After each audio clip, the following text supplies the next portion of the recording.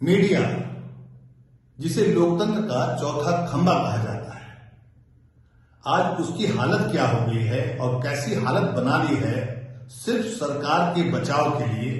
मोदी सरकार को बचाने के लिए मीडिया कैसे खबरों को दबाती है, छुपाती है, उसका खुलासा मैं आपको आज करूंगा और बताऊंगा कि कैसे मीडिया मोदी सरकार के बचाव में उतरी हुई है और देश में क्या क्या चल रहा है। पहले आइए आपको हम सुनवाते हैं एक ऐसे व्यक्ति की बाइट। आपको याद होगा एक फिल्म आई थी 3 इडियट्स, उसमें एक किरदार जिसके जीवन पर वो कहानी भी लिखी गई थी, उसका नाम था सोनम वांगचुक। सोनम वांगचुक लद्दाख में रहते हैं और क्लाइमेट के लिए काफी उन्होंने काम किया है। रमन मैग्सेसे अवार्ड उनको प्राप्त है।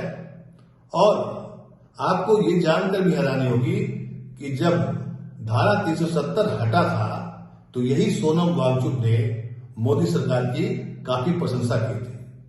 प्रशंसा करने के पीछे कारण था, क्योंकि मोदी सरकार ने तब वादा किया था कि लद्दाख को उसको दर्जा मिलेगा, उसको संरक्षित किया जाएगा, लेकिन ऐसा नहीं हुआ।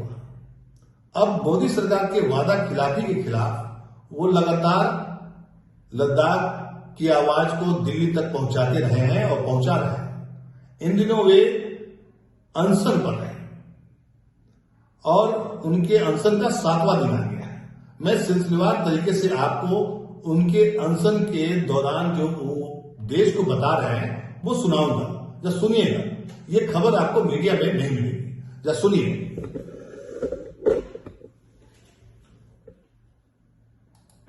ये आज मेरा चौथा दिन शुरू हो रहा है अनशन का और खुले आसमान में तापमान यहाँ पर -16 के करीब था। आप देख रहे हैं ये जो गिलास पानी से भरा था ये पूरा जम गया है और इस गिलास में तो एक विज्ञान का अनुसंधान हो गया है। ये भरा हुआ था कल रात को, अब ये फूटकर ऊपर हो गया है, यानी कि जमने पर पानी का परिमाण वॉल्यूम बढ़ जाता है। ऐसे दिखता है टेबल पर जो पानी गिरा वो सब जम के ऐसा हो गया है। ऐसे में हम अनशन कर रहे हैं, मगर सबसे हैरानी मुझे ये है कि आज तक जो मेन स्ट्रीम मीडिया है भारत की, उसने इस आंदोलन का जो उथल पुथल की सीमा पर हो रही है इसका जरा भी जिक्र नहीं किया। सीमा पार से एक सीमा हैदर आती है तो उन पर सैकड़ों घंटे चर्चा होती है, मगर भारत चीन पाकिस्तान की सीमा पर लद्दाख, इस पर जीरो चर्चा है। आपको पता है, मेरे ख्याल से तो आज भारत की इस सीमा पर हमारे सैनिक सबसे कमजोर स्थिति में हैं, क्योंकि यहाँ पर सबसे बड़े लड़ाकू माने जाते हैं लद्दाख स्काउट्स, सिख रेजिमेंट और गुरखा रेजिमेंट। आज लद्दाख के सैनिकों का मनोबल टूटा है, ठेस पहुंचा है, क्योंकि लद्दाख को न लोकतंत्र दिया गया है न संरक्षण। और दूसरी तरफ सिख सैनिकों का मनोबल भी कमजोर है, क्योंकि जो पंजाब में आंदोलन हो रहे हैं उसका असर उन पे भी पड़ता है। और गुरखा सैनिक तो अग्निवीर के चलते 4 साल को वो नकार रहे हैं और वो अब उससे भी बुरा क्या हो रहा है कि चीन की सेना में भर्ती होने जा रहे हैं। तो वही सैनिक जो हमारे शक्ति थी, जिनके बारे में ये कहा जाता है कि अगर कोई कहे कि मुझे मरने से डर नहीं लगता तो वो या तो झूठ बोल रहा है या वो गुरखा है। आज वही गुरखा चीन की तरफ से हमसे लड़ेंगे। तो ऐसा उथल पुथल हो रहा है, मगर हमारी मेनस्ट्रीम मीडिया जरा भी चर्चा नहीं कर रही है। मेरी आपसे विनती है कि आप एक मीडिया बने और इन वीडियोस को शेयर करें और कहें इन हमारे भारत के मीडिया चैनल से, जो कि चौथी स्तंभ है, पिलर है डेमोक्रेसी के, कि वो अपना फर्ज निभाएं। मुझे नहीं समझ आता है वो रात को कैसे सोते होंगे इस तरह के दुर्लभ अवधि में। मुझे उम्मीद है कि आप सब लद्दाख का समर्थन करेंगे, भारत की सीमा की सुरक्षा का समर्थन करेंगे, क्योंकि लद्दाख के संरक्षण में ही भारत की सुरक्षा है। धन्यवाद।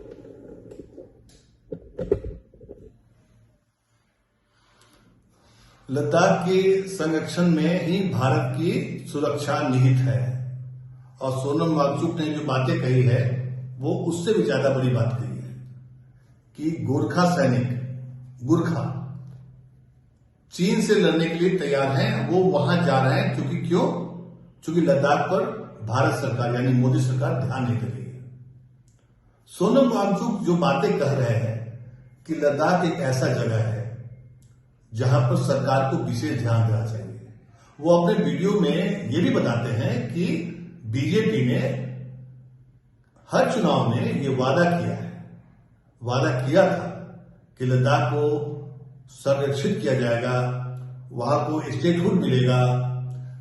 ये चुनावी घोषणा पत्र में बातें लिखित में उन्होंने कही और पिछले 1 साल से लगातार लद्दाख की जनता और भारत सरकार में बातचीत चल रही थी। जब ये बातचीत विफल हो गई तो अब वो हड़ताल पर है, मतलब कि अनशन पर है। सवाल ये नहीं है कि अनशन से होगा क्या। सोनम वांगचुक ने जो बातें उठाई हैं अपने वीडियो में, और अगर आप सोनम वांगचुक को और जानना चाहते हैं तो उनके ट्विटर हैंडल को देखिए, वहीं से वो वीडियो पोस्ट करते हैं। उस पोस्ट में ये बताते हैं कि लद्दाख क्यों इंपॉर्टेंट है देश के लिए और लद्दाख के निवासियों के लिए, और वहां प्रॉब्लम क्या है। आपको याद होगा लद्दाख लगातार लद्दाख के से सटा हुआ जो सीमा है, वहां चीन लगातार अतिक्रमण कर रहा है। वहां पर जो चरवाहे थे, अभी हाल में एक वीडियो आया था, चरवाहे कैसे चीनी सैनिक से उलझ गए थे और उसके बाद फिर वो चीनी सैनिक वहां से चले गए। लेकिन लद्दाख को लेकर के मीडिया चुप है और उन्होंने एक शब्द कहा है, दोगलापंथी। कैसे नींद आती है मीडिया के इन चैनलों को और मीडिया के मेन स्ट्रीम मीडिया के लोगों को, कि वो इस खबर को दबा चुके हैं, बता ही नहीं रहे कि लद्दाख में कुछ चल रहा है। मैं आपको एक और चीज बता दूं, अभी कल ही एक केंद्रीय सूचना आयोग ने सुब्रमण्यम स्वामी, जो बीजेपी के सांसद रहे, प्रखर बीजेपी के नेता रहे, उन्होंने भी एक आरटीआई डाला था कि भारत सरकार ये बताए कि चीन की सेना ने कितने जमीन पर अतिक्रमण कर रखा है, उसकी एक डिटेल चाह रहे थे वो। और भारत सरकार लगातार, मतलब गृह मंत्रालय लगातार उनको सूचना नहीं दे रहा था। तो उसको लेकर वो जो तीसरा बार जो अपील करना पड़ता है वो मुख्य सूचना आयोग के पास, वहां से कल ही आदेश हुआ है कि सुब्रमण्यम स्वामी जी को आप वो डिटेल बताइए। लेकिन सवाल ये नहीं है, सवाल ये है कि ऐसा क्या हो रहा है कि हमें पता नहीं चल रहा है। पिता माता जाते थे या कुछ साल पहले तक जाते थे, जो सीमा पर है उनकी समस्या ये है कि उनका जो चरागा है, जहाँ पे वे अपने बकरियां, जो पश्मीना बहुत मशहूर जो हाली के लिए, मगर ये सिर्फ लद्दाख की बात नहीं है, ये एक देश भर में विश्वास को दोबारा स्थापित करने की बात है। हमारे देश में सब कुछ है, लोहा है, कोयला है, मिनरल्स हैं, मगर कमी है तो विश्वास, ट्रस्ट डेफिसिट, जिसके चलते अब लोग किसी पे भरोसा नहीं करते हैं। जनता नेताओं पर भरोसा नहीं करती, नेता अपने साथियों पर भरोसा नहीं करती, और इलेक्शन प्रोसेस पर भी नमस्कार जुले, वो अपने अपने धर्म के मंत्र जाप करते, पूजा दुआ करते रहे पूरे दिन, और मैं उम्मीद करता हूं कि अगले संडे आप लोग भी अपने शहरों में लद्दाख के समर्थन में एक दिन का अनशन जरूर करेंगे, क्योंकि ये लद्दाख की लड़ाई नहीं है, ये सच्चाई, सत्य और लोकतंत्र की है।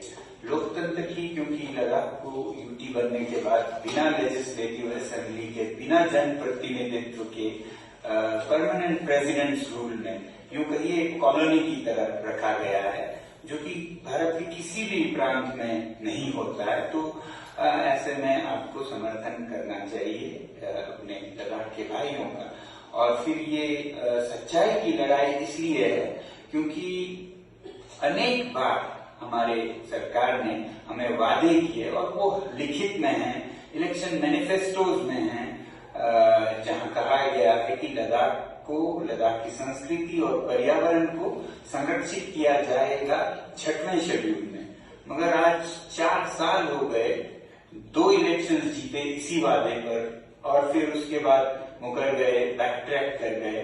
तो ऐसे अगर हम चुप बैठे तो ये हम पे धिक्कार होगा कि कोई वादा करे, उसका वादा भी हम पूरा न कर पाए। तो वादा करने वाले से ज्यादा जो बहक जाए और चुप रहे, उसका भी उतना ही गुनाह है।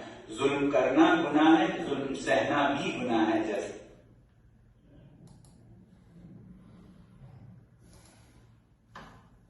मतलब हर चुनाव में बीजेपी ने वादा किया था कि लद्दाख को स्टेटहुड मिलेगा या लद्दाख को जो छठी अनुसूची में डालने की बात कही जा रही थी उसके लिए उन्होंने मैनिफेस्टो में इसका जिक्र किया।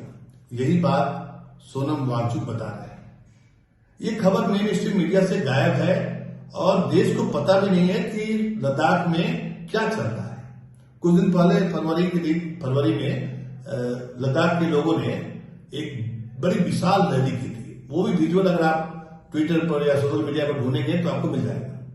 कहने का मतलब यह है कि देश में मीडिया एक खतरनाक रोल अदा कर रहा है और ये देश के लोकतंत्र के लिए बहुत घातक है।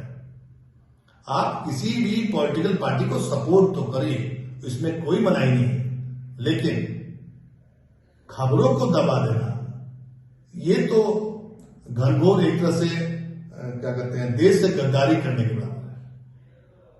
आप गद्दारी कर रहे हैं अपने देश से, अपने पेशे से नहीं।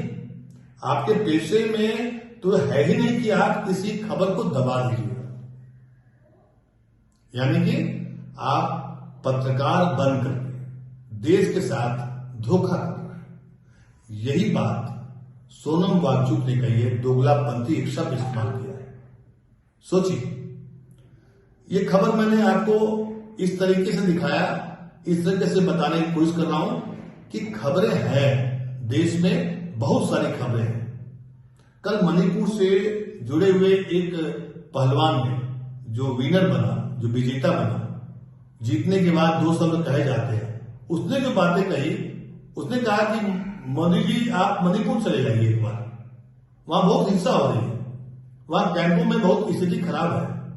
बताइए, ये भी एक खबर है, लेकिन इन सब खबरों को कोई नहीं बता रहा है। नहीं बताने के साथ साथ में खबरों को भ्रमित करने का प्रयास किया जा रहा है, जो कि देश के साथ एक तरह से धोखा देने का प्रयास है। और सोनम वांगचुक लगातार धरने पर बैठने के बाद भी हर रोज एक वीडियो पोस्ट कर रहे हैं। आप उनके ट्विटर हैंडल पर जाइए, खबर अगर आप डिटेल में जानना चाहते हैं तो आप सोशल मीडिया से प्राप्त कर सकते हैं। नमस्कार।